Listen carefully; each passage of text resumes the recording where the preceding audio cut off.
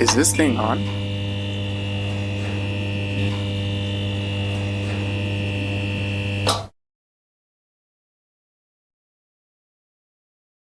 Okay. Hello, everyone. This is Lewis Harris with Record in Progress. This is a podcast I created in the wake of the 2024 election results. I was one of the folks who were very surprised by the election results and believed I could have done more to ensure the election went the way I hoped it would go. Since I didn't do that last year, I am taking action this year and really in the next 4 years and going forward. So I created the Record in Progress podcast to share perspectives, stories, and narratives to create understanding and a pathway towards a unified society. And so I'm joined today by a friend I have on social media who is active in their respective community. Would you introduce yourself? Thanks. My name is Tracy, and I hail from Eastern Washington, which is kind of a purple area in politics. And it's my family's traditional home for 6 generations. I am active in politics and happy to be here today. Like you, I was surprised at the results, and I can share a little bit about why I think I was surprised, point towards some things I think others can do as we move forward. Excellent. And we'll get to those, whatever you have to say, via the questions, which will be rolling in here very quickly. So, how do you identify yourself, Tracy? Yeah, she, her. Okay. What do you do professionally? So currently, I'm the grant writer for the African American Leadership Forum out of South King County and Pierce.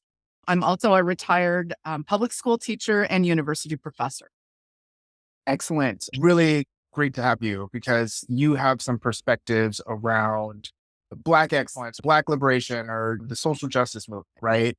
But you also Yeah, have absolutely.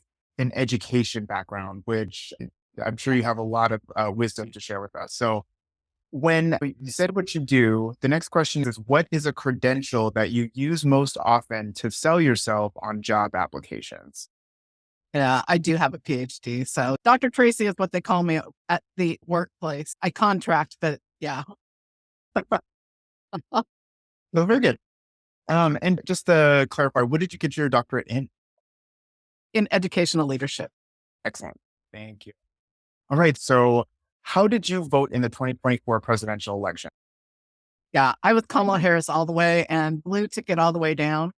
Um, in my county, I helped a young Latina lawyer run for county commissioner, which there has not been a progressive in the county commissioner seat forever. We ran her as a non-party preference, so I ran her as an independent. Wow. And I've been working with her for about 5 years. She approached the organization that I was president of for a scholarship to go to Emerge Washington training. We use Kamala Harris's plan for how to run a campaign in that training. How did She won by a 62% margin, which was the best we've ever done in the county. We have a couple other progressives that ran 2 years ago, and we have a few people on the city council. But other than that, we've got an all red wall in front of us. It felt so really good. She put some retired Republican office holders on her kitchen cabinet. About 50% of us on her kitchen cabinet were people who had already held office and identified as Republican. That helped a lot because there were voices of experience, leaders that people appreciated. Okay, so your candidate won, which congratulations. Thanks. It had a bipartisan cabinet, right? Yeah.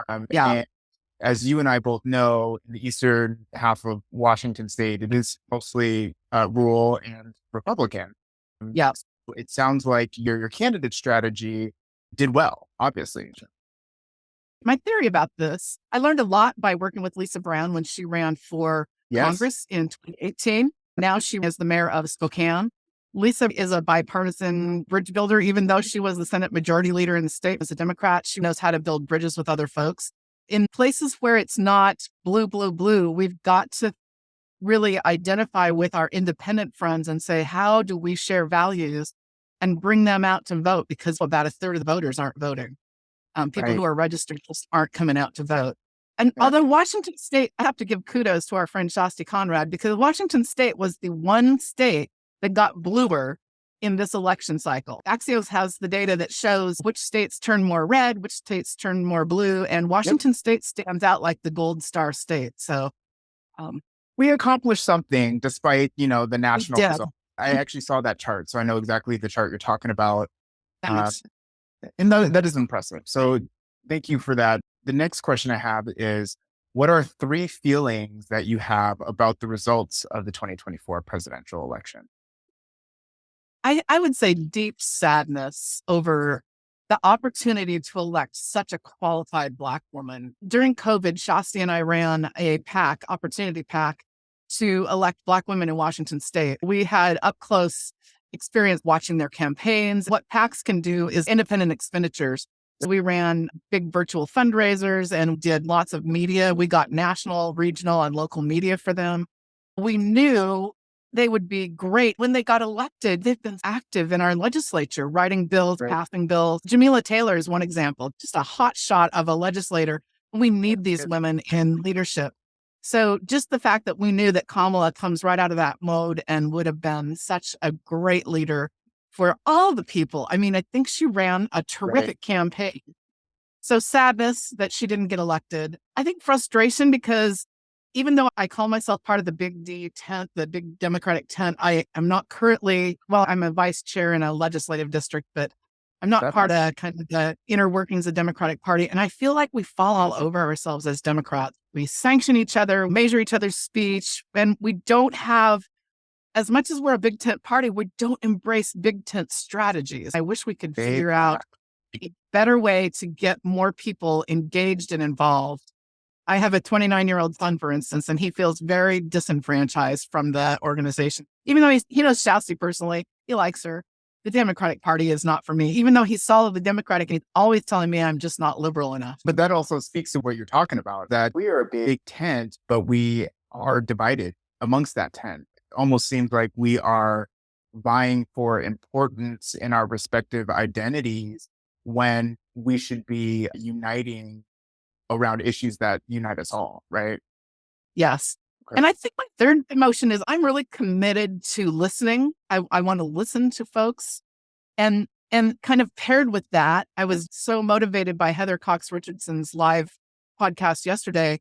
She talked about the fact that those of us who have facts in our hands should be getting those facts out in other ways to other folks, because there was a lot of misinformation in this campaign, a lot of Right. disinformation, and people we know just didn't get the message. I think the one really bright spot for me in this whole thing was Tim Walz. I think he made it normal to be in politics again. He's a regular guy. I think people could say, oh gosh, he's like the coach I had in college or high school. We need more of that. I had Republican friends who came to me and said, hey, if he's on the ticket, I can vote Democrat for the first time. We need more regular people in politics that people can vote for. And I do think candidates bring out the voters. I don't think the issues, we know that abortion did not motivate voters this time. We need candidates who are going to motivate voters. Well, I agree. You have a brilliant insight on political workings and consulting. One of the things I'm reconciling in the election outcome were the issues, right? Because you're right, Tim Walz did a level of normalcy, right? And Yeah. really majority, if we're talking about white voters or white male voters who have obviously gone the Trump route. But you said the candidates bring the people out. Do you think that the issues also really matter? I know you have a unique perspective as a political consultant, so do tell. Yeah, I do think issues, especially for young voters, bring people out. But I think that at the end of the day, it's the candidates that we're putting in place to handle our issues. Right. And I think candidates motivate so much more. I thought Kamala did a great job of talking about the issues. I disagree with people who said she didn't do what she needed to do. She ran a picture perfect campaign. There are people who say she flubbed up when she took a softball question on The View. No, she was being honest.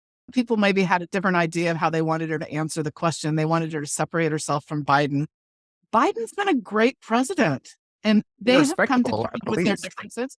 I think she's respectful. They came together over some differences to even get her on the ticket. Remember, she sanctioned him at that one debate. I think it was school busing. And she's like, hey, I'm a person who benefited That's from right. school busing. And You maybe should talk to the Black community about this. While I think issues are important and it might motivate certain demographics, our candidates have to be seen as trustworthy. And I think the issue in this campaign turned out to be economics. And I don't know that people understand economics. It's not just about what's at our pocketbook level. There's another layer of economics. And I think there's some disconnect in the general population. Sure, sure. And let's dig into that a little bit. So the next question I have is, what do you fear most about the next Trump presidency? I know. The immigration issues. In his first candidacy, sent me straight to my congresswoman's office. When he put on the Muslim ban, I knew instantly that we had a problem. So I went straight down. Kathy McMorris Rogers was my representative. I went to her office.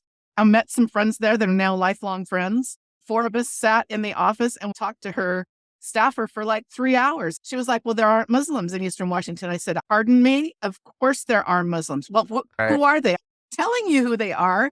You represent all the people. And of course you represent Muslims. There was a Muslim mosque in King County that had been bombed and a fire. The person leading the recovery efforts for that was a Walla Walla gal, a local gal. So I was like, are you kidding? These are issues that are important. My son had a professor at Washington State who he had a great class with who was Muslim.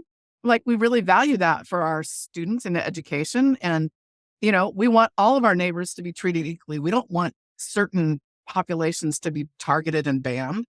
So Right. ridiculous. And I worry so much about my Latina friends who don't have papers. We've got dreamers who don't have a pathway to citizenship, and we've got elders. Let's be really honest. We've got Say that. grandparents out there, and it's not okay to have them feel unsafe. And even some of my friends who are naturalized, I've gotten messages from some of my former students saying, hey, I'm a naturalized citizen. I'm worried.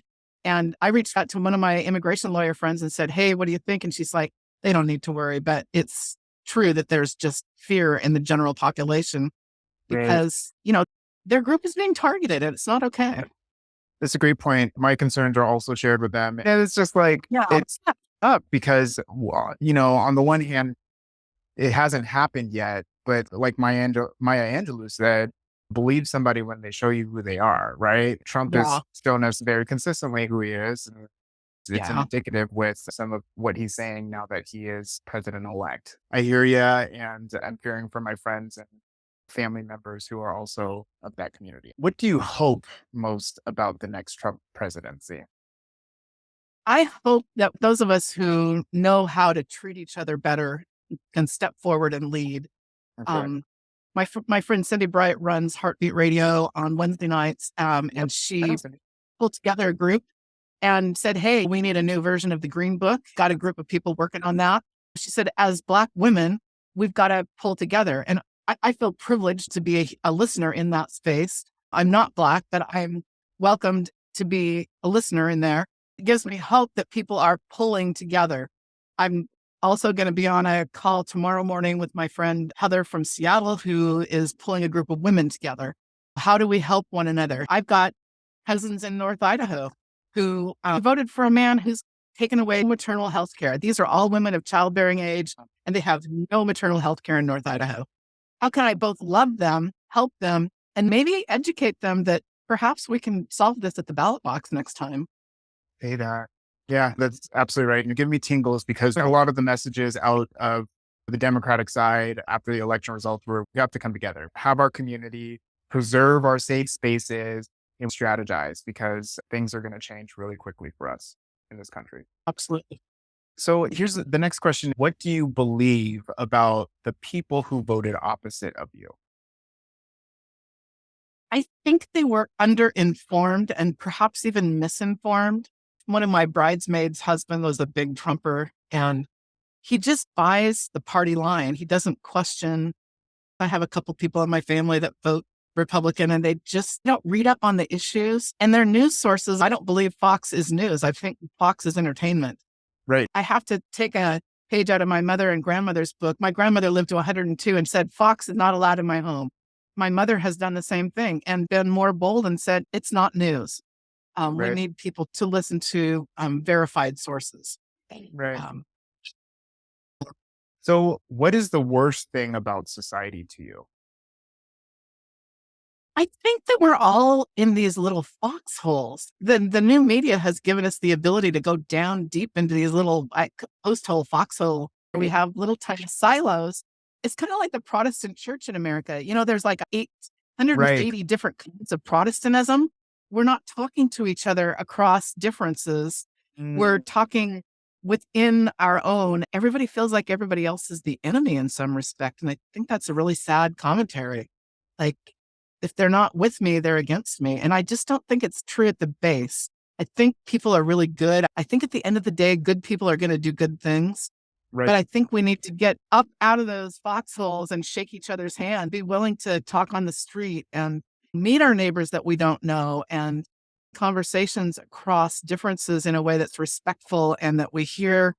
There's obviously fear and pain in the votes of other folks. Right. And you mentioned these foxholes and silos, and what I'm thinking is like, the social media feed, right? Like the algorithms Mm, are giving us exactly what we lean towards, and we are yeah. somehow misinformed about what's happening on the other side. One of the reasons why I created this podcast, and really part of my ethos as a person, is to understand all sides of an issue so that I can have a more comprehensive approach to solving whatever problems there are, right? And while I don't think that that's totally novel, I know that that's not what the majority of people believe they should approach an issue with. I don't know if it's me because I'm a college educated and thus an elite asshole to some, Yeah. but information and objective information are important for us in this world we live in. It's almost abstract. Mm.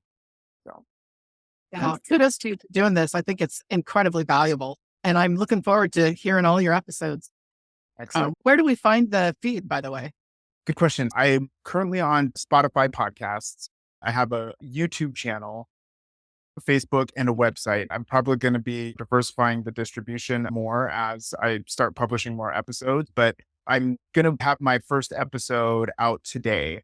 I was realizing, oh, maybe I'll do one episode a week or maybe two episodes a week. And I'm like, people have to know what's going on now. So I already have about 5 different interviews under my belt. So I'm going to start publishing and growing the podcast as I go instead of trying to keep it perfect from the get go. Well done. Thanks for asking that. The next question, we only have 3 more questions left. What do you believe is one of the reasons that Trump and the largely Republican Congress was elected? I think they were elected because people are afraid of not having enough money to take care of Yeah. their family. I think it's that dinner table kind of economics Yeah. piece. The one analysis that I agreed with, I can't think of his name, but he was saying, people felt better when they had some PPP money in their pocket during COVID and Trump signed those checks. And so people believe that Trump brought the solutions. Right. And we know that's not really true. Congress had a lot to do with that. Comes back to those economic issues, and you think, how can we get in a place where people aren't feeling so much economic stress? Isn't it interesting that people who say they don't like socialism or communism do like it when they're feeling the effects of it? How do we help educate people that when government steps in to help you when you have a need, that's part of how we take care of each other? Right. I hear you. And because I work in government, and you've probably seen this through the work that you've done, there are inefficiencies, right? I'm a city council member in Mukilteo, and the cost we have to incur to contract with a private service provider is astronomically more than if we had it in house. And there's some relativity to that, right? Depending on what the service is, length of service, and all that stuff. But the point is, we have some structural issues in how our governments operate, which has turned so many voters off and has Yeah. validated what Trump is saying. It doesn't matter how you vote, everybody can look at government, whether it's local or national, and see inefficiencies there, or there's some waste Yeah. there, or there's some inequities, even in how laws are applied. And it's like, we really, as the foundation of our nation, have to reconcile those things. As a nation, we have to socially reconcile how we treat each other, right? Good meaning people, regardless of how they voted, understand that the people in power don't really share those same values. It's scary to see what's going to happen. So, The next question is, do you feel like you did enough to affect the election in the way you wanted to see it go? I feel really good about the county commissioner race that I helped support. I led a group of women that equipped a lot of women to be engaged in other races. We had a number of folks running in our county, and we had a large group of women on different committees and campaigns. I feel like that went well. I also tried to help in my congressional race, and I didn't think Okay. that went as well. I really like the candidate. She's terrific. She had great experience, but I think it's a winnable seat. And I think we didn't do what we needed to do to get folks to hear her and see her. One example is that when Lisa Brown was running, I got an Man, auditorium at Whitman College and we filled it up with 500 people, standing room only, to hear Lisa. This candidate got a larger facility and maybe 100 people showed up. So there's a difference in how we got people out to hear that candidate. I think voters need to hear from candidates, especially candidates like this that they didn't really know. And maybe part of it right, was that Lisa was very well known when she ran. right, And it felt easy to garner support for her. And it wasn't quite as easy on this other one. I'm curious what the candidate is, if you want to share. Oh, sure. It was Carmela Conroy. She ran for Congress in the 5th Congressional District. We know that Lisa didn't win because she had a super PAC against her. Paul Ryan brought in $2 million and ran negative ads on TV for the last 6 weeks. Right. And that was brutal. I'm all for limiting the time that people can campaign, but more so, I think we've got to get into the financing of campaigns. I think Citizens United has just killed us and makes regular people feel like their vote doesn't count. When you're only That's looking right. at the swing states, we've got to get back to where everybody feels like your vote matters. Maybe we don't announce the results of the election until all votes are counted or something. We've got a little bit of trouble in that whole frame.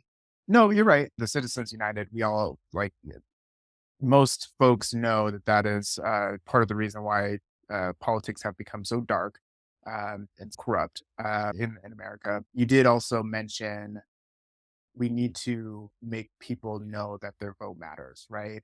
And that's something I know you've heard for years. I've heard for years.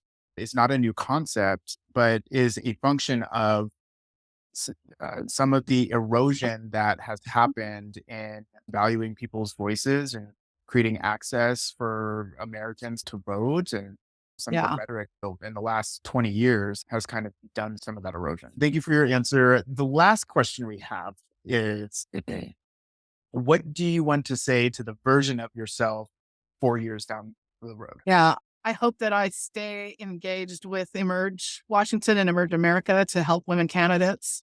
I'm thrilled with where Indivisible is.